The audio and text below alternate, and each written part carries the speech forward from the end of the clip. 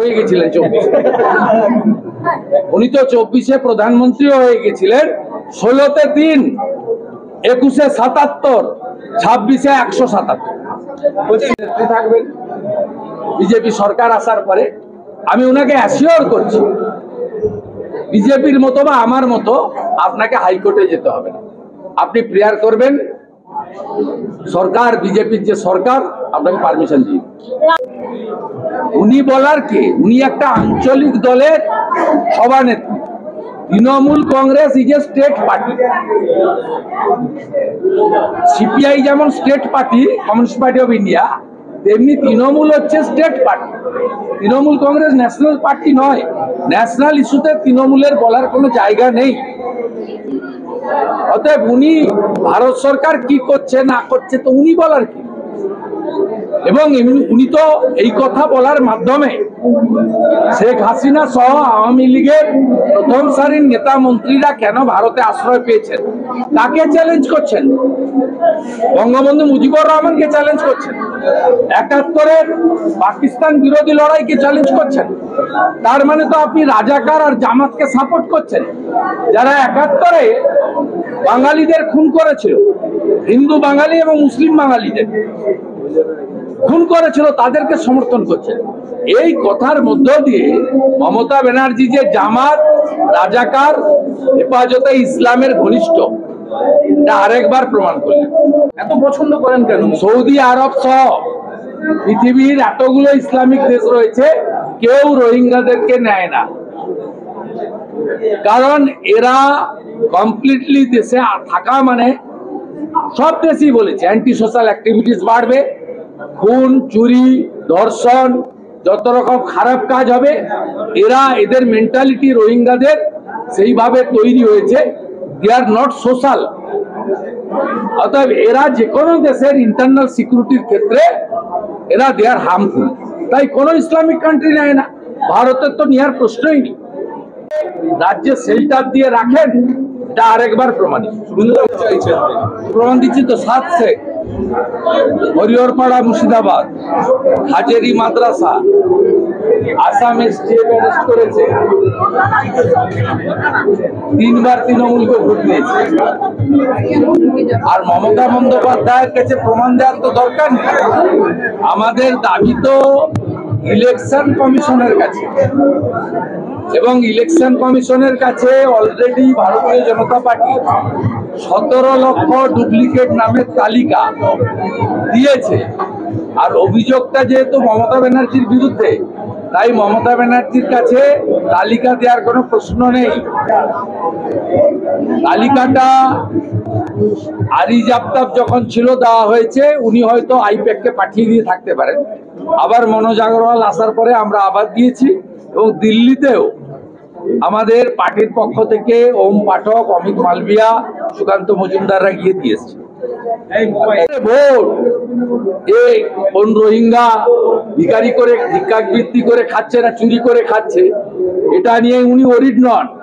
উনি ওরিড একটাই, যে রোহিঙ্গাদের সঙ্গে মুসলমান লেখা আছে, এবং এই ভোটগুলো কমপ্লিটলি উনার খুব সেফ এবং কনসলিডেট ভোট। 10টা থাকলে 10টা উনি পাবেন, 100টা থাকলে 100টা উনি পাবেন। আর ওই লোকগুলো জানে যে মমতা ব্যানার্জি না থাকলে আমরা ঢুকতেও পারতাম না, আমরা তামিলনাড়ু, কর্ণাটক, অন্ধ্রপ্রদেশে যেতেও পারতাম না, উত্তরপ্রদেশ, মহারাষ্ট্রও পৌঁছে যেতে পারতাম না, দিল্লি, গুজরাটে গিয়ে আমরা বসতি করতে পারতাম না। আমাদের মূল যে কাজ, দুটো কাজ মমতা ব্যানার্জি তার প্রশাসনকে দিয়ে করছে। একটা হচ্ছে বার্থ সার্টিফিকেট, 2 হচ্ছে ওই বার্থ সার্টিফিকেটের মূলে আধার কার্ড, ওই আধার কার্ডের মূলে এপিক। অতএব ভোট ব্যাংকের জন্য উনি এটা করছেন।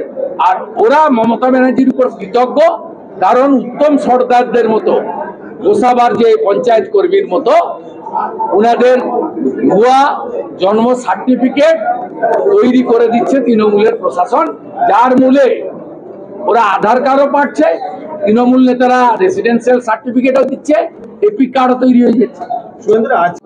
রেজিস্ট্রেশন করার পরে আসার একটা ব্যাপার থাকে। এরা বাস আটকাবে, নৌকো আটকাবে, বহু জায়গায় ব্যারিকেড করবে।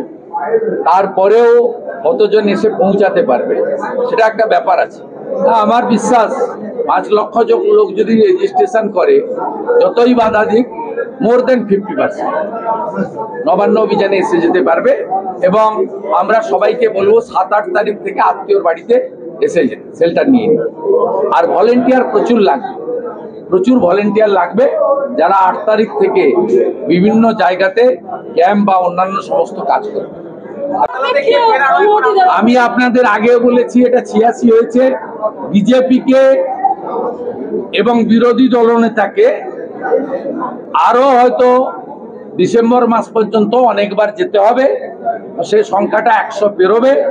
তারপরে মমতার বিসর্জন হবে এবং তারপরে মমতা ব্যানার্জিকেও আন্দোলন করার জন্য পুলিশই অনুমতি দিয়ে দেবে, হাইকোর্টে যেতে হবে না। একটাও করতে দেব না।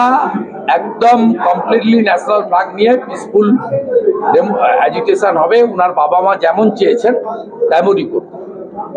আমাকে আপনি ধরে নিতে পারেন সমন্বয়কারী, আমি কল করিনি, আমি অর্গানাইজারদের মধ্যে। আর আমার পার্টি স্ট্যান্ড অনেক আগের president doctor Sukanta Majumdar declare করেছেন যে পতাকা ছাড়া, রাজনৈতিক উদ্দেশ্য ছাড়া যে কোনো আন্দোলনে যেদিন 26,000-এর চাকরি চলে যায়, কলেজ স্কোয়ার থেকে ডোরিনা আমাদের মিছিল ছিল, সেদিন ডক্টর মজুমদার ওখানে অ্যানাউন্স করেছে, আপনারা জানেন, যে এই 26,000 চাকরি হারাও যদি কোনো মুভমেন্টে আমাদেরকে ডাকেন, আমরা রাজনৈতিক উদ্দেশ্য ছাড়া যদি কোনো প্রোগ্রাম হয়, আমাদের পতাকা নিয়েও আন্দোলন করব, পতাকা ছাড়াও করব। একইভাবে যেদিন চার্জ নিলেন আমাদের নিউলি ইলেক্টেড প্রেসিডেন্ট মিস্টার শ্রমিক ভট্টাচার্য, তিনিও বলেছেন সময়ের ডাক, পতাকাগুলো আলমারিতে রেখে দিয়ে আন্দোলন করে এই জঙ্গল রাজ শেষ করুন। তিনি খুব ব্রড অ্যাসপেক্টে বলেছেন, সার্বিকভাবে, পার্টিকুলার এই ইস্যুতে নয়, কিন্তু এই ইস্যুটাও তার মধ্যে পড়ে যাচ্ছে। অথবা আমাদের পার্টি স্ট্যান্ড খুব ক্লিয়ার আছে যে রাজনৈতিক উদ্দেশ্য ছাড়া যে কোনো আন্দোলনে আমরা, এই সরকার, এই মুখ্যমন্ত্রীর বিরুদ্ধে আন্দোলনে বিজেপির যে কেউ অংশগ্রহণ করতে পারে, তার কোনো বাধা নেই। এটা আমাদের স্টেট প্রেসিডেন্ট আগের এবং বর্তমান অলরেডি ক্লিয়ার করেছিলেন। ওটা আমরা করতে দেবো না। ওটা বুদ্ধবাবুর দুর্বলতায় আপনি করেছেন। 16 দিন ধরে বসে আপনি টাটার একটা তৈরি করা কারখানাকে উড়িয়ে দিয়েছেন। ওটা করতে দেবো না। উনি তো আন্দোলনগুলো, এই ধরনের আন্দোলন অতীতে আমরা দেখেছি প্রচুর করেছেন, বিধানসভায় করেছেন, সিঙ্গুরে। জ্যোতিবাবু সুযোগ দেননি, বুদ্ধবাবু সুযোগ দিয়েছেন। আমি প্রয়াত, দুজনই প্রয়াত। আমি তো দুজনের সময় রাজনীতি করেছি। জ্যোতিবাবুর সময় আমি ছাত্র নেতা ছিলাম, কাউন্সিলর ছিলাম। তিনি যখন মুখ্যমন্ত্রী, আমি তখন 95 সালের কাউন্সিলর, তার আগে আমি ছাত্র নেতা। তারপরে বুদ্ধবাবুর সময় আমি 6-এর MLA। ন্যাচারালি দুজনের কাজকর্ম দেখেছি। জ্যোতিবাবু অ্যালাউ করতেন না। আমার মনে হয় জ্যোতিবাবুর অ্যাসেসমেন্টটা খুব ভালো ছিল ওনার, সেই কারণে উনি, জ্যোতিবাবু যখন অবসর নিলেন, গিয়ে প্রণাম করে ক্ষমা চেয়ে এসছেন হয়তো পায়ে হাত দিয়ে। আর বুদ্ধবাবু হয়তো সবটা পার্টির কথা বা জনগণের কথা শুনতে পারেননি। তিনি একটু সাংস্কৃতিক চেতনার মানুষ ছিলেন, যাকে বলে মুক্তমনা। তাই তিনি নন্দীগ্রামে গুলি চালানো যেমন আটকাতে পারেনি, এটাও বুদ্ধবাবুর ব্যর্থতা। আবার মমতা বন্দ্যোপাধ্যায়কে 16 দিন ধরে জাতীয় সড়ক বন্ধ রেখে টাটা কারখানাকে ধ্বংস করার যে কাজ এটা হয়েছে, এটা বুদ্ধবাবুর দুর্বলতার জন্য বা ভালো মানুষের জন্য হয়েছে। বিরোধী হলেই তো ওনার একটা অগ্নিকন্যা ইমেজ আমরা দেখতে পাই। বিরোধী হলে মমতা বন্দ্যোপাধ্যায়ের একটা অগ্নিকন্যা ইমেজ আমরা দেখতে পাই। এখন দুটো ইমেজ ওনার কাজ করছে। এক হচ্ছে চোরেদের রানী, আর একটু ব্যঙ্গাত্মক ভাবে সিনেমার ভাষায় হিরোক্রাট। वह जिस तरीके से प्राकृतिक संपद का विनाश कर रहा है, उत्तर बंग से, नॉर्थ बंगाल से ज्यादा माइग्रेंट लेबर कामकाज नहीं है, दूसरा प्रदेश में जा रहा है। इसलिए प्रोग्राम का बहुत जरूरी है। हमारी भारतीय जनता युवा मोर्चा का प्रोग्राम है, हम लोग सब पार्टिसिपेट करेंगे। दादा, ममता बनर्जी कही है कि जो बंगला भाषी, जो लोग बंगला बोलते हैं, उन लोग को रोहिंग्या का। भाई मैं काल क्लियर कर दिया, ममता बनर्जी जो कर रही है रोहिंग्या मुसलमान को प्रोटेक्ट करने के लिए काम कर रही है। कोई भारतीय के खिलाफ कोई प्रदेश की सरकार कुछ नहीं कर रहा है। जो बारमा होते हुए कॉक्सबाजार से होते हुए बांग्लादेश से होते हुए जो 540 किलोमीटर एरिया में फेंसिंग नहीं है, जमीन बीएसएफ को एमएचए को ममता बनर्जी का सरकार नहीं दिया है, उसका फायदा उठाते हुए ये लोग घुस गया है पश्चिम बंगाल। और पश्चिम बंगाल के ममता बनर्जी की सरकार तुष्टीकरण का राजनीति और वोट बैंक का राजनीति के लिए फर्जी बर्थ सर्टिफिकेट, फर्जी एपिक कार्ड, आधार कार्ड ये करा दिया। पूरा देश में ये लोग स्प्रेड कर गया, फैला गया। इसलिए जो कार्रवाई कर रहा है सही कार्रवाई। रोहिंग्या मुसलमान भारत के नागरिक नहीं है, उसको उखाड़ फेंकने का काम करना चाहिए। और ममता बनर्जी अपने वोट बैंक के आधार पर रक्षा करने के लिए वो सड़क में है, इसलिए कोई फायदा नहीं होगा। उन्होंने इलेक्शन कमीशन को पर्सनल अटैक कर रहा है। इसलिए बिहार में जिस तरीके से रोहिंग्या इन्फिल्ट्रेटर्स को नाम डिलीट हो रहा है, वो बंगाल में भी सोच रहा है इलेक्शन कमीशन भी यहाँ कर देगा। 50-60 लाख बिहार में 30 लाख चला गया, यहाँ तो 60-70-80 लाख भी हो सकता है। एपी सेंटर तो बंगाल है। इसलिए Mamata Banerjee due to her Bihar साइकोसिस she is saying this type of sentences against BJP and against the election commissioner. Election commission is a independent autonomous constitutional body. They should take strong action against this Trinamool Congress. If necessary, registration भी cancel कर देना चाहिए। जिस तरीके से election commission एक independent constitutional body है, उसको खिलाफ ये लोग कर रहा है।